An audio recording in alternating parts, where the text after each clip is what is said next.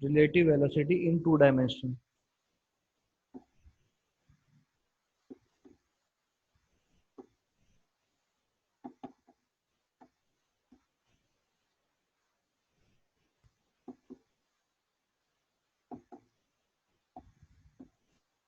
Relative velocity in two dimension, दो dimension कैसे होगी? ये आपका एक्स एक्सिस है और ये आपका वाई एक्सिस, ठीक है। तो दो डायमेंशन में वेलोसिटी, अगर कोई ऑब्जेक्ट ओरिजिन से मूव कर रहा है टूवर्ड्स, हम इसको ऐसे ले लेते हैं, east west north south, towards north, तो उसकी जो वेलोसिटी होगी, velocity of object A, right? If any object is moving towards east, then the velocity of that object will be vb. तो ये पहला ऑब्जेक्ट है जिसकी वेलोसिटी नॉर्थ की तरफ है, और ये दूसरा ऑब्जेक्ट है जिसकी वेलोसिटी किसकी तरफ है? ईस्ट की तरफ है, ठीक है। तो यहाँ पर ये टू डायमेंशन हो गया, तो इसका जो रिजल्टेंट होगा वो यहाँ पर होगा, दो डायमेंशन में, मतलब एक्स एक्सिस में और वाई एक्सिस में, ठीक है।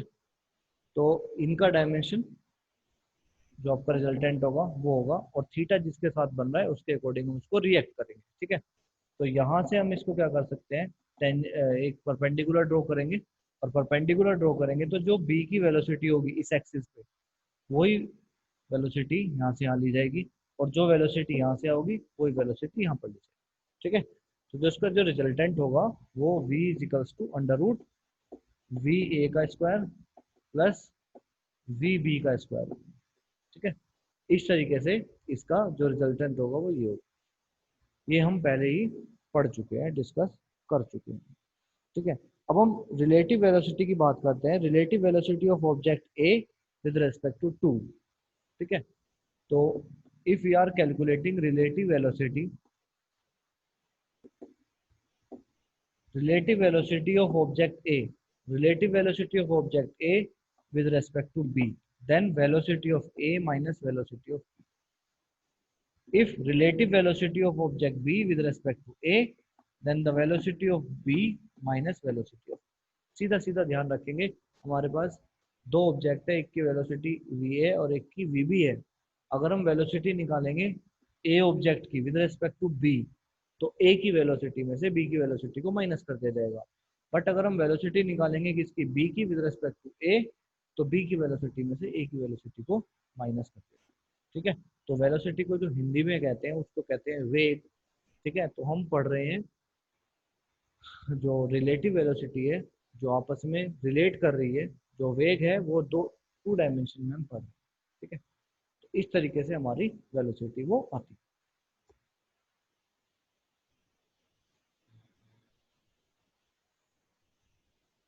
ठीक है। अगर दोनों ही ऑब्जेक्ट एक ही डायरेक्शन में जा रहे हैं तब कैसा होगा?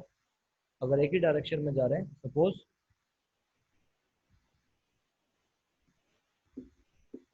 दोनों ही ऑब्जेक्ट वी ए और वी बी दोनों एक ही डायरेक्शन में जा रहे हैं, तो हम किसी की भी रिलेटिव वेलोसिटी अगर निकालें तो क्या होगी, v of A v of B, तो v of A minus v of, तब भी यही होगी आपकी। बट अगर एक ऑब्जेक्ट इस डायरेक्शन में जा रहा है और दूसरा उसकी अपोजिट डायरेक्शन में जा रहा है, ठीक है, तो तब क्या होगी, v of A B v of A minus minus v of B. तो हम ध्यान रखेंगे इस चीज को, फॉर्मूला तो हमारा वही है रिलेटिव वेलोसिटी का, कि यार हम निकाल रहे हैं, अगर रिलेटिव वेलोसिटी निकाल रहे हैं ए बी की, ए की रिलेटिव वेलोसिटी निकाल रहे हैं विद रेस्पेक्ट टू बी, अगर हम ए का वेग निकाल रहे हैं बी के वेग के समांतर, तो उस स्थिति में ए का जो वेग होगा उसमें से हम बी का वेग, बी की वेलोसिटी को माइनस करते हैं। बट यहाँ पे जो मैंने वीबी के साथ माइनस साइन लगाया है, वीबी के साथ माइनस साइन लगाने का पर्पस ये है, इसकी डायरेक्शन इधर है और इसकी डायरेक्शन उधर है, दोनों की अपोजिट डायरेक्शन है, ठीक है। तो इसलिए माइनस साइन लगेगा, उस दौरान V A plus V B आपका हो जाएगा, जो वेलोसिटी है उन दोनों का क्या हो जाएगा, सम हो जाएगा, अगर वो अपोजिट डायरेक्शन में मूव कर रहे हैं, ठीक है। इसी पे एक क्वेश्चन है, होम करा देते हैं आपको।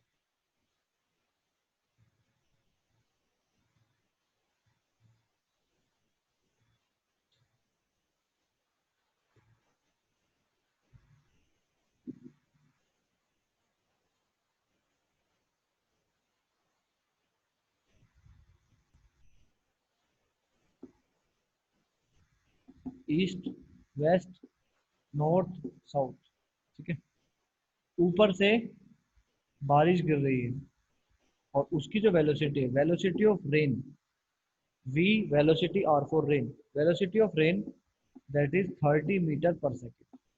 ठीक है, तो rain is falling vertically downward at a velocity of 30 metre per second. Then after some time the wind is blowing from east to west. After few seconds the wind is blowing from east to west at the speed of the velocity of wind is 20 meter per second, right?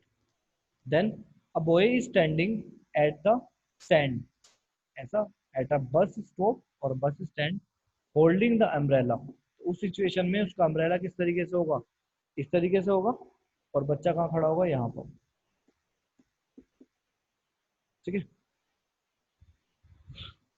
तो जब east से waste की तरफ आ रही है तो वो अपने अम्ब्रेला को किस तरीके से करेगा, इस तरीके से, क्योंकि रेन की जो डायरेक्शन होगी अब वो ऐसे हो जाएगी, ये बात आपको पता है।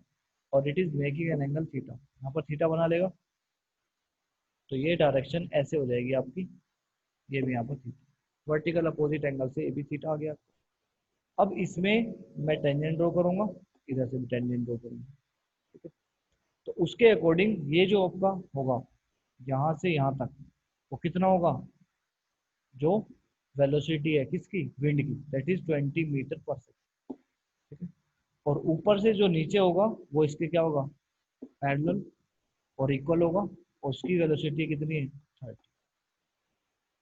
तो ये भी 30 है, ये भी 30 है, क्योंकि जो रेन है वो वर्टिकल डाउनवर्ड है। ठीक है, तो उसका रिजल्टेंट फाइंड आउट करना है कि किस एंगल पर वो अपने अम्ब्रेला को क्या करेगा, टिल्ट करेगा, तो वो आपको फाइंड आउट करना है, थीटा आपको फाइंड आउट करना है। ठीक है, तो उसके लिए हम सबसे पहले क्या करेंगे, यहाँ पर v हमारा जो रिजल्टेंट है वो निकालेंगे। तो रिजल्टेंट निकालने का अभी फॉर्मूला मैंने आपको बताया था, वेलोसिटी ऑफ विंड का square plus velocity of R का स्क्वायर।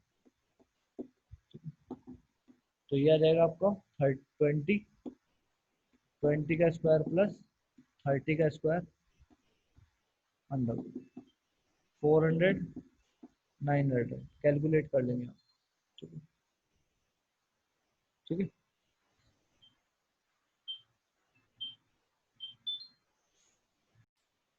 ठीक है। तो अब यहाँ से हम वेलोसिटी निकाल लेंगे, इसका जो रिजल्टेंट वेलोसिटी है उसको कैलकुलेट हमने कर लिया। रिजल्टेंट वेलोसिटी के बाद हमें थीटा कैलकुलेट करना है, और थीटा के लिए हमारे पास ये ट्रायंगल है, और ट्रायंगल में हमें परपेंडिकुलर गिवन है और बेस गिवन है। तो उसके लिए हम क्या लगाते हैं, टेन थीटा परपेंडिकुलर कितना है 20 अपॉन बेस कितना है 30, कैंसिल हो जाएगा, तो वैल्यू कितनी आ जाएगी, टेन थीटा इक्वल टू 2/3। अब टेन थीटा में 2/3 की वैल्यू कैसे निकालेंगे, ठीक है, 3 6 जा 18 और 3 6 जा 18, 0.66 आ रहा है। तो आप देखेंगे 1045 पर वैल्यू कितनी होती है, 1, और ये 1 का कितना है, आधा है। ठीक है, तो टेन थीटा इजिकल्स टू 1022.5। तो आप देखेंगे 1045 पर 1 होती है वैल्यू, और ये 0.66, आधे से थोड़ा सा ही ज़्यादा। तो यहाँ पर हम एंगल कितना लेंगे, 45 का आधा 22.5, थोड़ा सा ज़्यादा है, थोड़ा सा ज़्यादा हम भी कर देंगे 23, 10 से 10 कट जाएगा, एंगल आ जाएगा आपका 23। तो जो बच्चा है वो खड़ा हुआ है स्टैंड पर, वो कितना एंगल टिल्ट करेगा अपना अम्ब्रेला, 23 डिग्री। ठीक है, ये जो आपके फर्स्ट थर्ड चैप्टर है, फोर्थ चैप्टर है, इसके न्यूमेरिकल बहुत ज़्यादा करने जरूरी है, इंपॉर्टेंट है, कंपटीशन लेवल में भी ये आता है।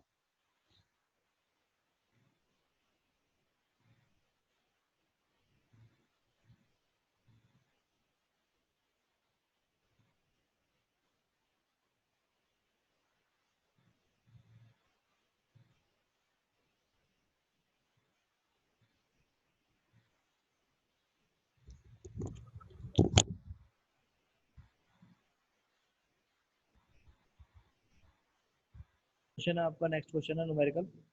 A particle P is moving along a straight line with velocity 3 meter per second, and another particle Q has a velocity 4 meter per second at an angle of 30 degree. दो particle है, एक की velocity 3 है और एक की velocity 4 है, और दोनों का जो एंगल है, ये एक पार्टिकल इधर मूव कर रहा है, एक पार्टिकल इधर मूव कर रहा है, ये क्यू पार्टिकल है, इसकी जो वेलोसिटी है 4 मीटर पर सेकंड है और इसकी वेलोसिटी है 3 मीटर पर सेकंड, और दोनों के बीच में एंगल है 30। तो थीटा आपको पहले दे दिया इस बार, अगर थीटा आपको पहले दे दिया है, फिगर थोड़ी लंगड़ी सी बन गई है।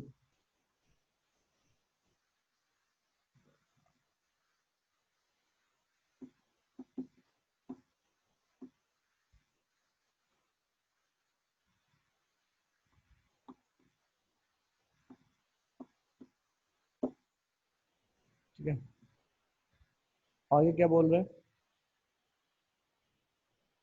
To the path P find the speed of Q relative to P. Q की स्पीड फाइंड आउट करनी है आपको, ठीक है, और क्यू की स्पीड फाइंड आउट करनी है रिलेटिव टू पी।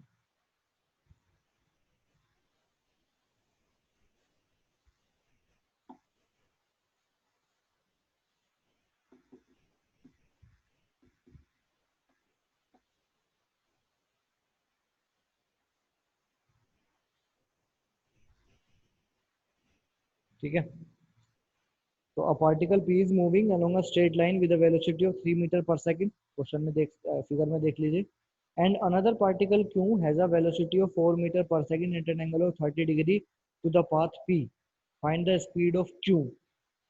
क्यू की स्पीड आपको फाइंड आउट करनी है रिलेटिव टू पी। अब रिलेटिव टू पी हमें क्यू की स्पीड फाइंड आउट करनी है, तो वेलोसिटी ऑफ क्यू हमें फाइंड आउट करनी है किसके रिलेशन में, पी के रिलेशन में। तो यहाँ पर velocity of Q minus velocity of, तो अब एक चीज नोटिस करेंगे, पी इधर है और पी यहाँ पर नेगेटिव डायरेक्शन, ठीक है। क्यों लिया है नेगेटिव डायरेक्शन में? क्योंकि जो रिजल्टेंट है, एक तो आपका क्यू यहाँ पर दे रखा है और पी यहाँ पर दे रखा है, उसका रिजल्टेंट हम बीच में नहीं ले सकते, ठीक है, क्योंकि उसका रिजल्टेंट बनेगा दूसरी साइड। क्योंकि अगर मैं बीच में लेता हूँ तो ना तो कोई ट्रायंगुलर लो लगेगा और ना ही कोई पैरेललोग्राम लो लगेगा, इसलिए पी के अपोजिट में इसको यहाँ पर डालना पड़ेगा, और क्यू और माइनस पी के बीच का जो एंगल होगा वो कितना होगा, 150 डिग्री हो जाएगा, और उसका रिजल्टेंट बनेगा ये, तब जाके पैरेललोग्राम बनेगा। इसीलिए ये नहीं लग सकता है, तो Q, velocity of Q minus, अब ये क्या है, नेगेटिव डायरेक्शन में गई है, तो इसकी वेलोसिटी कितनी हो जाएगी, माइनस, तो velocity of Q plus velocity of P, ये आपकी वेलोसिटी आ जाएगी, velocity of Q with respect to P. अब यहाँ पर parallelogram law of vector addition यही कहता है कि आपको क्या करना है, सारी वैल्यू आपको गिवन है, पी की वैल्यू आपको गिवन है, क्यू की वैल्यू आपको गिवन है, तो लॉ क्या कहता है, क्यू का स्क्वायर प्लस पी का square plus 2 P into Q cos theta. ये तो कहता है जो इसका रिजल्टेंट है वो रिजल्टेंट है आर। ये रिजल्टेंट निकालने के लिए ये आपका है एनालिटिकल मेथड से मैंने कराया था, parallelogram law of vector addition. तो देखेंगे क्यू कितना है, 4, 4 का स्क्वायर, पी कितना है, 3 का स्क्वायर, प्लस पी की वैल्यू कितनी है 3, क्यू की वैल्यू कितनी है 4, और यहाँ पर कोस कितना आ जाएगा 150, ठीक है। तो 4 4 जा 16 प्लस 9 3 2 जा 6 6 4 जा 24 मल्टीप्लाई बाय कोस 150, 150 को मैं क्या लिख सकता हूँ, कोस 90 प्लस 60 लिख दूंगा, ठीक है, कोस 90 प्लस 60 लिख सकता हूँ। उस स्थिति में 90 पर ये चेंज हो जाएगा, साइन 60 की वैल्यू √3/2, ठीक है। कोस था तो माइनस में आ जाएगी, माइनस का √3/2, इसको सोल्व कर लेना, सोल्व करके जो रिजल्टेंट की जो आंसर आएगा वो 2.1 आएगा, 2.1 मीटर पर सेकेंड। ठीक है, तो ये आपका रिजल्टेंट आ जाएगा। तो ये आपकी क्यू की वेलोसिटी है with respect to P in the form of resultant, that is 2.1 metre per second.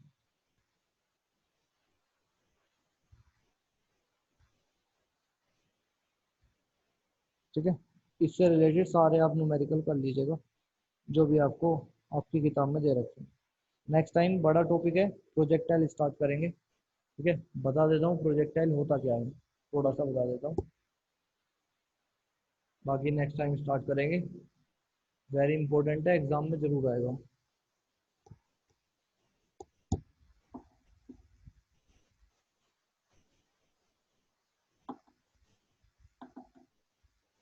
Projectile का मतलब होता है हमारे पास दो एक्सिस होते हैं। ठीक है, एक एक्स है और एक वाई है। किसी भी ऑब्जेक्ट को हम उसके ओरिजिन से जब फेंक देते हैं तो एक पाथ फॉलो करता है, that parabolic path is known as the projectile.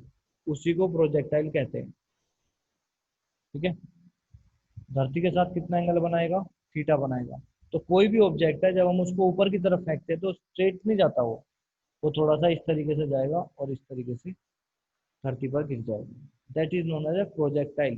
When an object is thrown in upward direction, it will move in vertical and horizontal plane। वो वर्टिकल और हॉरिजॉन्टल प्लेन दोनों में मूव करेगा। वर्टिकल प्लेन में height attain करेगा और horizontal plane में वो आपकी कोई डिस्टेंस अटेन करेगा। ठीक है, तो वो हॉरिजॉन्टल भी चल रहा है, वर्टिकली भी चल रहा है। तो हम प्रोजेक्टाइल में यही पढ़ेंगे, मैक्सिमम हाइट कितनी है, मैक्सिमम रेंज कितनी है, कितनी दूर तक जाएगा। ठीक है, वेलोसिटी क्या होगी, ये सारी चीजें हम प्रोजेक्टाइल में पढ़ेंगे। ठीक है, बस इतना ही करना है आपको। बाकी